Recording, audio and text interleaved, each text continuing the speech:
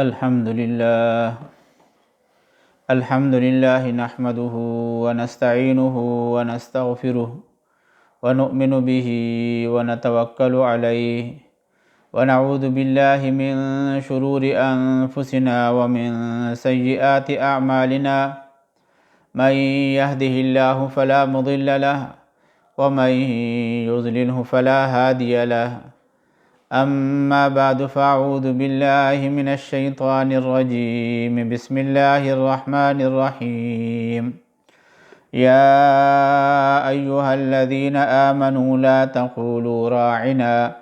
وقولوا انظرنا واسمعوا وللکافرین عذاب علیم۔ یا ایہا الذین آمنوا، اے ایمان والے لوگو، لا تقولوا راعنا، تم راعنا کا لفظ نہ کہو، وقولوا انظرنا، اور انظرنا کا لفظ کہو، واسمعوا، اور سنتے رہو، وللکافرین عذاب علیم، اور کافروں کے لیے دردناک عذاب ہے۔ یہ جو آیت کریمہ ہے، اس میں حق تعالی شانہ نے یہودیوں کے ایسے مہمل لفظ استعمال کرنے کے سلسلے میں ان کا پردہ چاک کیا ہے۔ یہ بعض منافق اور بعض یہودی نبی کریم صلی اللہ علیہ وسلم کی خدمت میں حاضر ہو کر ایسے الفاظ استعمال کرتے تھے کہ جن کا معنی عربی قواعد کے اعتبار سے کچھ ہوتا تھا اور ان کی اپنی عبرانی زبان کے اندر اس کا معنی کچھ اور ہوتا تھا۔ راعنا کا جو لفظ ہے بظاہر تو عربی کا لفظ ہے، اور اس کا اردو کے اندر معنی بنتا ہے کہ ہمارے حال کی رعایت فرما دیجئے، ہمارے حال کی رعایت فرما دیجئے۔ یہ یہودی سرکار دو عالم صلی اللہ علیہ وسلم کی خدمت میں حاضر ہو کر استعمال کرتے تھے۔ حضرات صحابہ کرام نے بھی جب یہ لفظ سن لیا تو وہ بھی آپ صلی اللہ علیہ وسلم کی خدمت میں راعنا کا لفظ استعمال کرنے لگے، اور یہ یہودی اور منافق پھر یوں آپس میں خوش ہو کر باتیں کرتے تھے کہ اب تو خود محمد مصطفیٰ صلی اللہ علیہ وسلم کے ساتھیوں کو ہم نے ایک ایسا لفظ دے دیا کہ وہ اس لفظ کو استعمال کریں گے اور آپ کو بد دعا دیتے رہیں گے، نعوذ باللہ۔ کیونکہ عبرانی زبان کے اندر راعنا کے لفظ کا معنی ہے موت، یہ عبرانی کا لفظ ہے، تو اس کا جو معنی بنتا ہے تو عبرانی زبان کے اندر موت کے اندر بھی استعمال ہوتا ہے، اور دھوکہ دینے کے اندر بھی استعمال ہوتا ہے، دغا باز کو بھی یہ کہتے ہیں۔ اور کبھی جو ہے وہ راعینا کا لفظ استعمال کرے، یہ عین کے بعد یا کا اضافہ کر کے اس کو کھینچتے تھے۔ اس وقت عربی کے اندر اس کا معنی ہوتا ہے، عربی کا لفظ اگر ہو اور پھر اس کا اردو کے اندر معنی کریں تو اس کا معنی بنتا ہے ہمارے چرواہے، ہمارے چرواہے۔ تو یہ اس طریقے سے نبی کریم صلی اللہ علیہ وسلم کی خدمت میں حاضر ہو کر اس مہمل قسم کے الفاظ استعمال کرتے تھے، تاکہ مسلمان بھی جو ہے اس لفظ کو دیکھ کر آپ کی خدمت میں ان الفاظ سے آپ کو پکارنے لگے۔ اللہ تبارک و تعالیٰ نے مسلمانوں کو اس لفظ کے استعمال سے منع فرمایا ہے، اور آپ نے فرمایا کہ راعنا کے لفظ کو استعمال کرنے کے بجائے تم انظرنا کا لفظ استعمال کرو۔ انظرنا کہ محمد مصطفیٰ صلی اللہ علیہ وسلم ہمارے حال پر نظر کرم فرما دیجئے۔ تو اس سے فقہا نے ایک مسئلہ یہ نکالا ہے کہ کوئی ایسا لفظ استعمال کرنا کہ جس کا استعمال جائز ہو لیکن وہ ایک ناجائز کام کے لیے سبب بنتا ہو، تو پھر اس جائز کام کو بھی چھوڑنا ضروری ہوتا ہے۔ تو یہاں پہ یہودی جو ہے جو سازش کرتے تھے، اس میں عربی اعتبار سے تو معنی صحیح بنتا تھا، لیکن وہ اس کو غلط معنی کے اندر استعمال کرتے تھے، اس لیے نبی کریم صلی اللہ علیہ وسلم کو اللہ نے حکم دیا اور مسلمانوں کو حکم دیا کہ وہ انظرنا کا لفظ استعمال کریں۔ ایک اور مسئلہ بھی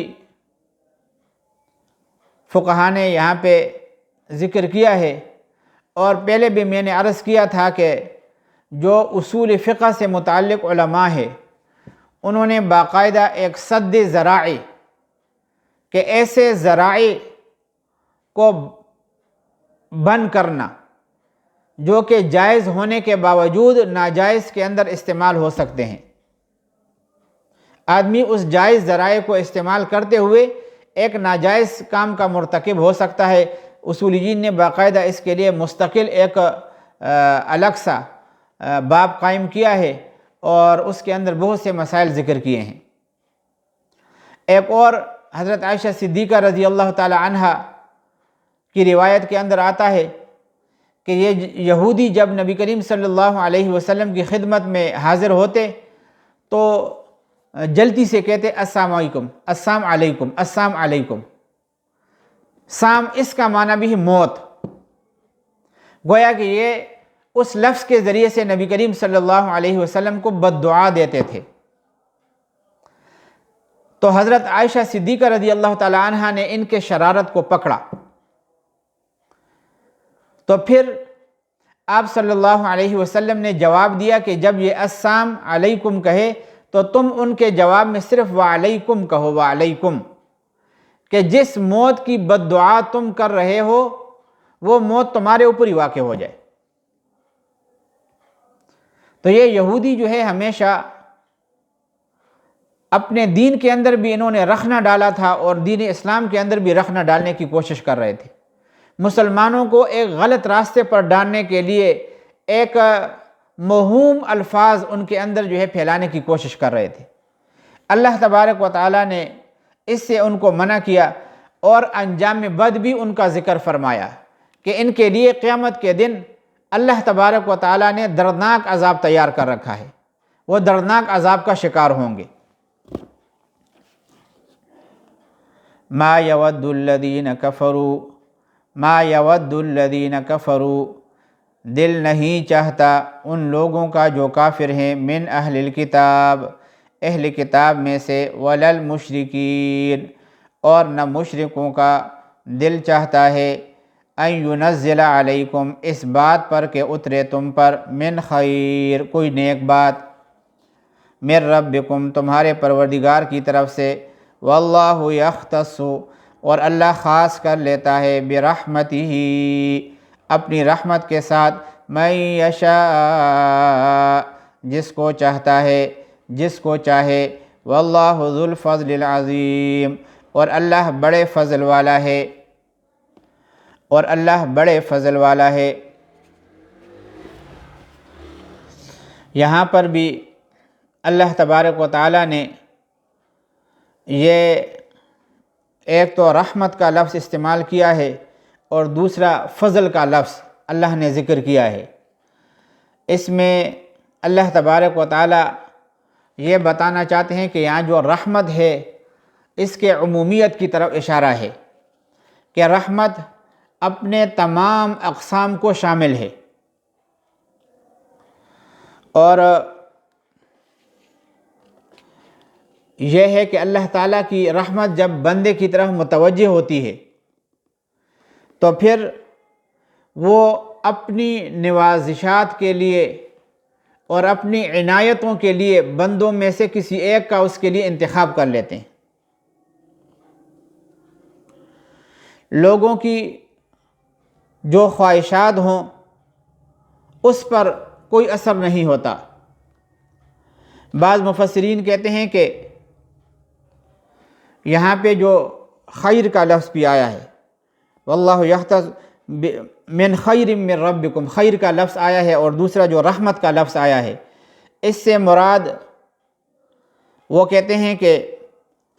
پہلے جو انبیاء علیہم السلام بنی اسرائیل کے اندر اللہ نے پیدا فرمائے تھے وہ مراد ہیں، اور نبی کریم صلی اللہ علیہ وسلم کی بعثت تو بنو اسماعیل میں سے ہوئی ہے،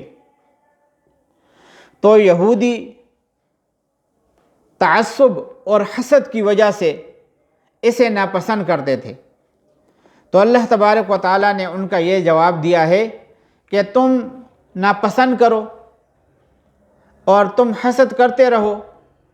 یہ تو اللہ تبارک و تعالیٰ اپنی عنایات، اپنی نوازشیں جس کے اوپر کرنا چاہے اپنے بندوں میں سے اس کے لیے منتخب کر دیتا ہے۔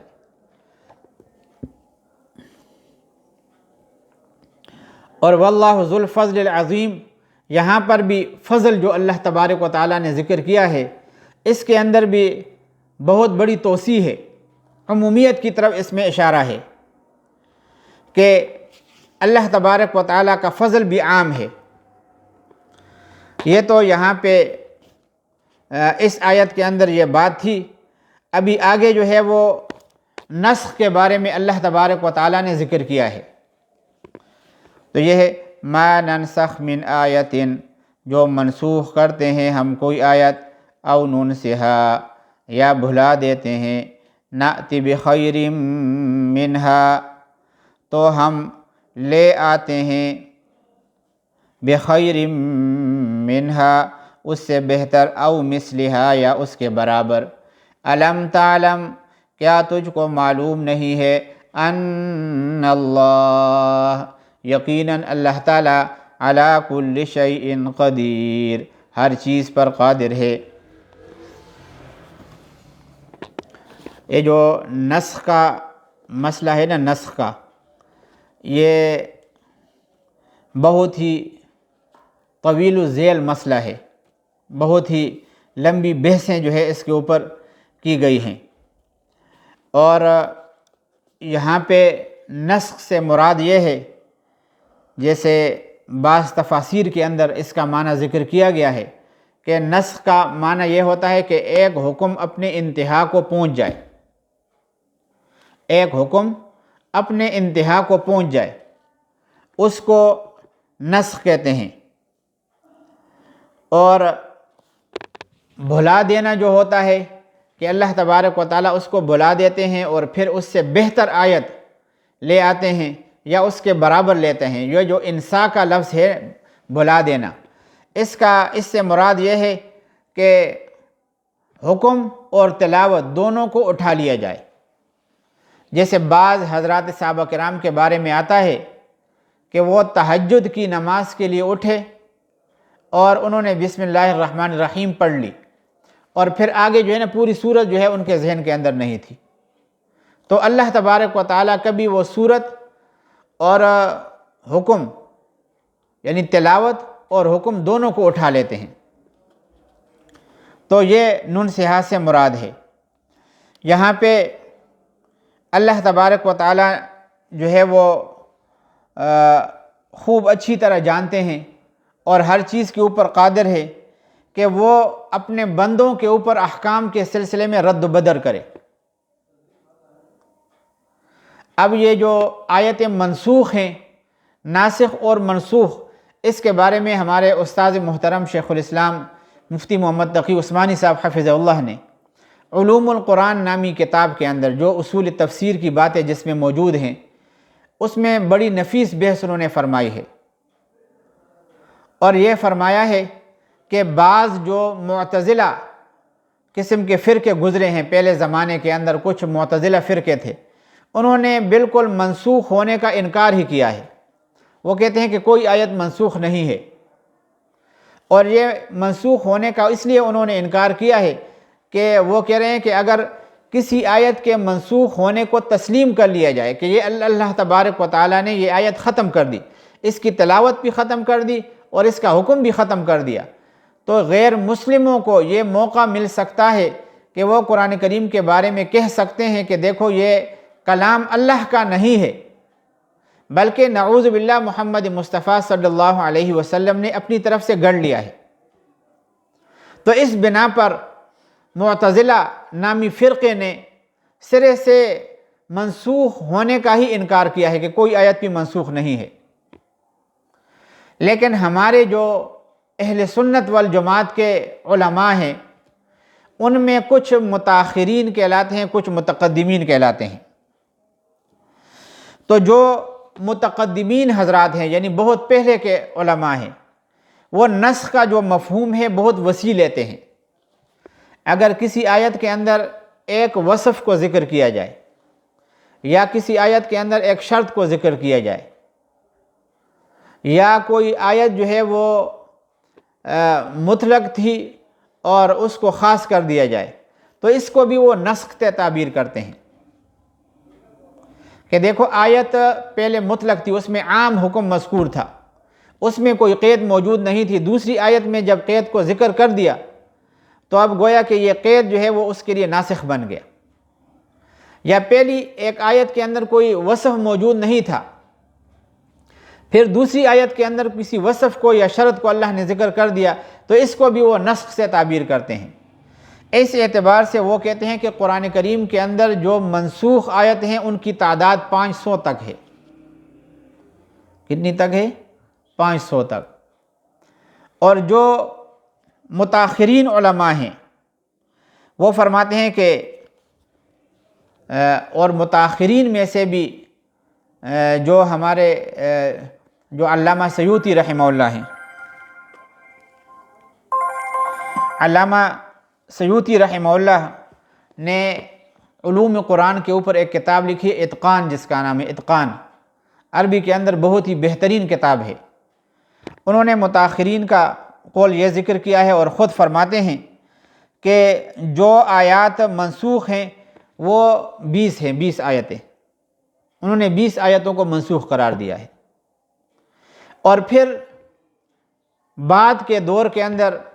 الفوز الکبیر کے اندر حضرت شاہ ولی اللہ رحمہ اللہ جو بر صغیر کے اندر بہت بڑے ہی عالم گزرے تھے اور جو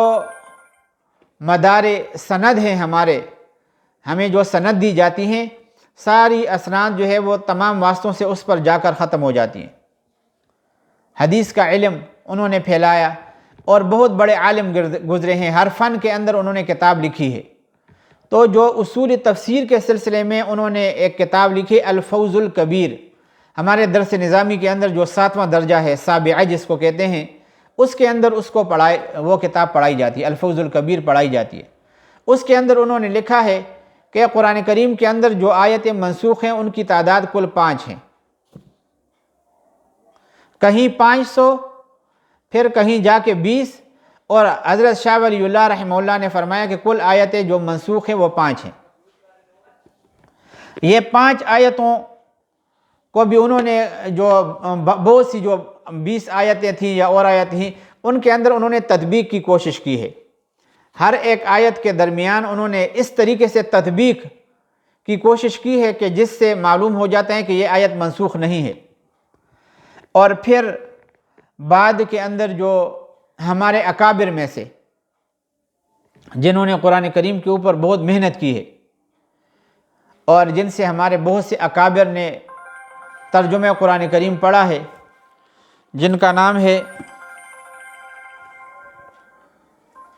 حضرت مولانا حسین علی رحمہ اللہ، جو میاں والی کے اندر تھے اور ترجمہ قرآن دور تفسیر ان کا بہت بڑا مشہور تھا۔ ہمارے استاذ حضرت مولانا سرفراز خان صاحب صفدر رحمہ اللہ نے بھی قرآن کریم کی تفسیر اور ترجمہ ان سے پڑھا ہے۔ وہ فرماتے ہیں کہ قرآن کریم کے اندر کوئی آیت منسوخ نہیں ہے اور بہترین تطبیق انہوں نے پیش کی ہے، سب کے اندر انہوں نے بہترین انداز۔ یہ جو آیتیں 5 آیتیں شاہ ولی اللہ رحمہ اللہ منسوخ مانتے ہیں، ان 5 آیتوں کے اندر بھی انہوں نے تطبیق کی کوشش کی ہے، جس سے یہ معلوم ہوتا ہے کہ قرآن کریم کے اندر کوئی آیت منسوخ نہیں ہے۔ یہ حضرت مولانا حسین علی رحمہ اللہ جنہوں نے قرآن کریم کی بڑی خدمت کی، ان کے شاگردوں میں ہمارے استاد محترم حضرت مولانا سرفراز صفدر صاحب بھی ہیں، اور حضرت مولانا غلام اللہ خان صاحب جو شیخ القرآن کے نام سے مشہور تھے وہ بھی ان کے شاگردوں میں سے ہیں۔ تو انہوں نے یہ لکھا ہے کہ وہ آیت ان کے اندر بھی تطبیق پیدا کی ہے اور کہا کہ کوئی آیت منسوخ نہیں ہے، اور فرمایا کہ ان 5 آیتوں کا حکم بھی تا قیامت باقی ہے۔ تو یہ تو نسخ کے بارے میں نے عرض کیا، اور اللہ تبارک و تعالی آگے فرما رہے ہیں الم تعلم، کیا تجھ کو معلوم نہیں ہے ان اللہ لہ ملک السماوات والارض، کہ یقیناً اللہ ہی کی سلطنت ہے آسمانوں میں، والارض اور زمین میں، وما لکم من دون اللہ اور نہیں ہے تمہارے سوا اللہ کے سوا، من ولی جن کوئی حمایتی، ولا نصیر اور نہ کوئی مددگار، نہ کوئی حمایتی ہے تمہارے لیے اور نہ کوئی مددگار ہے۔ حمایتی اور مددگار میں یہ سب کی نفی ہے، نہ کوئی نوری مخلوق تمہاری مددگار اور حمایتی ہے، اور نہ کوئی ناری مخلوق مددگار اور حمایتی ہے، اور نہ کوئی خاکی مخلوق تمہاری مددگار بھی نہیں ہے اور حمایتی بھی نہیں ہے، سب کی اللہ تعالیٰ نے نفی کی ہے کہ آسمان اور زمین کی سلطنت کے اوپر اللہ تعالیٰ کا قبضہ ہے۔ اس کے سوا جو تم غائبانہ حاجت کے اندر جن کو پکارتے ہو، یا ان کو جو ہے وہ مشکلات کے اندر پکارتے ہو، تو یہ پکارنا تمہارا غلط ہے۔ ساری چیزیں ہی اس کی کنٹرول کے اندر ہے، اسی ایک کو پکارو، وہ تمہیں سب کچھ دے سکتا ہے، تمہاری حاجتوں کو پورا کر سکتا ہے، تمہارے مشکلات دور کر سکتا ہے، تمہیں مصیبتوں سے نکال سکتا ہے، تمہاری دعاؤں کو، درخواستوں کو وہ سنتا ہے اور وہ اس کو قبول کرتا ہے۔ اب یہ جو آگے آیت آ رہی ہے اس کے بارے میں تھوڑا سا یہ بات سننا چاہیے کہ بعض مسلمانوں کے بارے میں مذکور ہے کہ وہ نبی کریم صلی اللہ علیہ وسلم سے بیجا سوالات نہ کریں۔ ایک تو کوئی مقصد کا سوال ہوتا ہے اور ایک فضول قسم کا سوال ہوتا ہے، جن کے اوپر نہ کوئی دنیاوی بات موقوف ہوتی ہے اور نہ کوئی دینی بات۔ ہمارے استاذ حضرت شیخ الاسلام مفتی محمد تقی عثمانی صاحب حفظہ اللہ نے ایک واقعہ لکھا تھا، وہ میں نے خود حضرت سے سنا کہ بیجا سوالات جو کرتا ہے نا وہ محروم ہو جاتا ہے، فضول اور لا یعنی سوالات جو کرتا ہے وہ محروم ہو جاتا ہے۔ حضرت نے فرمایا کہ پہلے زمانے کے اندر ایک بزرگ گزرے ہیں، حضرت مرزا جان جانان، حضرت مرزا جان جانان رحمہ اللہ، بڑے پائے کے بزرگ تھے، اللہ کے ولی تھے اور بڑے نفیس الطبع تھے۔ اور جب وہ اتنے نفیس الطبع تھے، ذرا سی کوئی چیز جو ہے نا ٹیڑھی دیکھتے تھے ان کے سر میں درد ہونے لگتا تھا۔ تو کہتے ہیں کہ بلخ جو ہے نا بلخ سے دو آدمی، وہی میرے خیال عالم تھے، بڑے عالم تھے، بلخ سے دو عالم جو ہے نا وہ ان کی خدمت میں آئے، بڑا سفر انہوں نے طے کیا۔ اس وقت تو یہ اس قدر سواریاں نہیں تھی، تیز رفتار سواریاں نہیں تھی جو موجودہ دور کے اندر ہیں۔ پہلے یا خچروں کے اوپر سواری ہوتی تھی، یا اونٹوں کے اوپر، یا گدھوں کے اوپر، اور یا گھوڑوں کے اوپر سواری لوگ کرتے تھے۔ اور بلخ اس وقت بہت دور تھا، اور حضرت جو ہے انڈیا کے ایک علاقے کے اندر تھے، وہاں پہ ان کی خدمت میں وہ دونوں علماء حاضر ہوئے۔ تو جس وقت وہ انہوں نے سفر طے کر کے آ گئے، اور وہاں پہ حضرت جہاں پہ ہوتے تھے مرزا مظہر جان جانان رحمہ اللہ جہاں پہ ہوتے تھے، وہاں اس مسجد کے اندر ایک بہت بڑا حوض تھا، بہت بڑا حوض تھا۔ اب یہ جو عالم ہوتے ہیں، جس طریقے سے طالب علموں کی عادت ہوتی ہے فضول گفتگو کرنا، نہ کوئی دلیل اس کے اوپر دیتے ہیں اور نہ کوئی بامقصد گفتگو ہوتی ہے بسا اوقات۔ تو وہ حوض پر وضو کرنے کے لیے بیٹھ گئے، اور حضرت بھی وضو فرما رہے تھے، انہوں نے پہچانا نہیں ان کو۔ تو آپس میں کہنے لگے کہ یہ حوض جو ہے نا حوض، یہ کس قدر بڑا ہے، کتنے گز جو ہے نا اس کی لمبائی چوڑائی ہے، آیا داہ در داہ جو ہے نا وہ بڑا ہے، یا اس سے جو ہے نا وہ کم ہے، اور اس اٹکلی بات کے اوپر وہ دلائل دینے لگے۔ کوئی کہہ رہا تھا کہ اس قدر جو ہے نا حوض بڑا ہو تو اس سے وضو کرنا جائز ہو جاتا ہے، کوئی کہتے ہیں نہیں یہ چھوٹا ہے، اس سے وضو جائز نہیں ہونا چاہیے۔ اس قسم کی بحث کر رہے تھے، اور کسی کے پاس کوئی دلیل نہیں تھی، نہ اس کی پیمائش کی تھی۔ حضرت مرزا مظہر جان جانان رحمہ اللہ ان کی یہ ساری گفتگو سن رہے تھے۔ تو جس وقت وہ اس سے فارغ ہو گئے تو کسی سے پوچھا کہ حضرت سے ہم نے ملاقات کرنی ہے، تو حضرت نے تو پہلے سے ہی ان کو پہچان لیا تھا، ان کی گفتگو کو بھی سن لیا تھا۔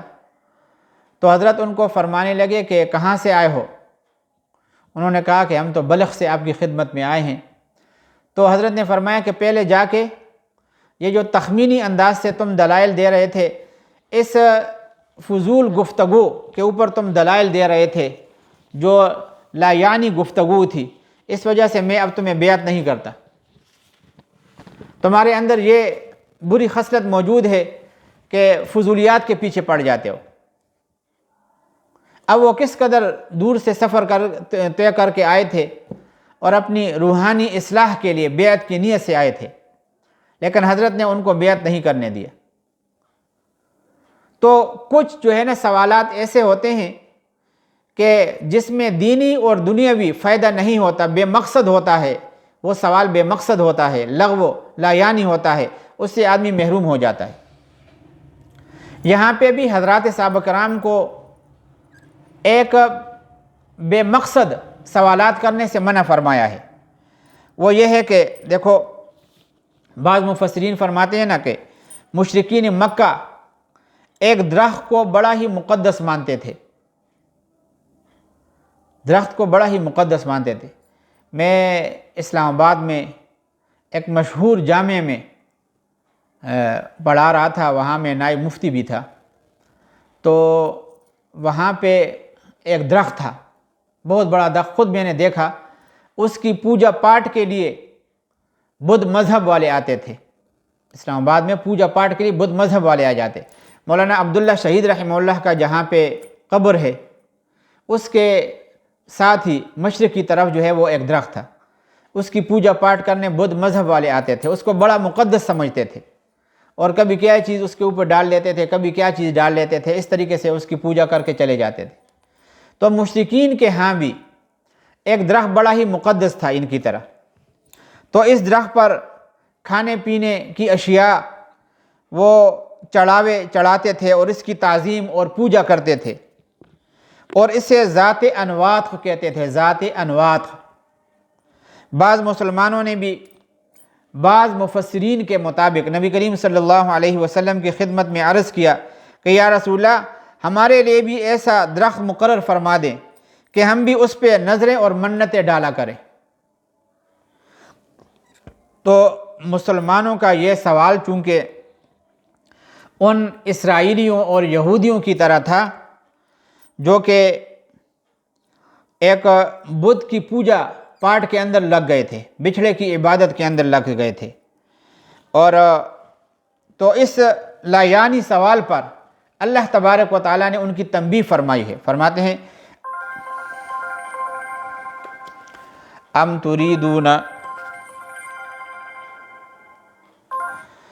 تریدون، کیا تم مسلمان بھی چاہتے ہو، ان تسألو، کہ سوال شروع کرو، رسولکم، اپنے رسول سے، کما سئل موسیٰ، جیسے سوال ہو چکے ہیں موسیٰ علیہ السلام سے، من قبل، اس سے پہلے، وَمَن يَتَبَدَّلِ الْكُفْرَ، اور جو کوئی کفر لے لیوے، بالایمان، ایمان کے بدلے، فقد ضل سواء السبیل، تو وہ بہک گیا سیدھی راستے سے، سیدھی راہ سے وہ بہک گیا۔ تو یہاں پہ اب تبدیلی کا مطلب کیا ہے کہ ایمان کے مقابلے میں کفر کو ترجیح دے دے، کفر کو اختیار کر لے، یہ ایمان کی تبدیلی ہے۔ تو تفسیر ابو سعود اس کے اندر یہ موجود ہے، اَن يَخْتَارُهُ وَيَأْخُذُهُ لِنَفْسِهِ، اس کو اپنے نفس کے لیے پسند کر دے۔ تو جس شخص نے نبی کریم صلی اللہ علیہ وسلم سے معاندانہ سوالات کیے، ایک تو حضرات صحابہ کرام دین کے سلسلے میں سوالات کرتے تھے، اللہ کے نبی